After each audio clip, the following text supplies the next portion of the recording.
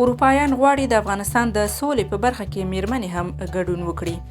نن ډیر ښکلی مطلب درته لرم. هیله ده ویډیو تر پایه وګورئ او د داسې جالبه مطالبو لپاره سحر میډیا چینل سبسکرایب کړئ. کابل کې لویدي سفارتونه د سولې خبرو کې د افغان میرمنو ګډون غواړي. د افغانستان پلازمینه کابل کې د بریتانیا، کاناډا، نوي نیوزیلند، سویډن سفارتونو او کابل کې د اروپایي ټولنې د سولې خبرو کې د افغان میرمنو د ماناوال ګډون غوښتنه کړې ده.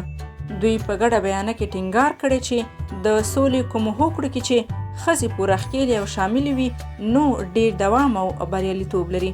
وروستیو ورځو کې او د افغان ولسمشر اشرف غني او د هغه د تیرو ټاکنو د سیال عبدالله ترمنځ له سیاسي هوکړې او ښاغلي عبدالله ته د سولې مصالحې شورا د مشرۍ تر سپارل کېدو وروسته افغانستان کې فعال میرمنې د دې شورا په ناستو کې د ښځو پر کم ګډون خفګان ښیي.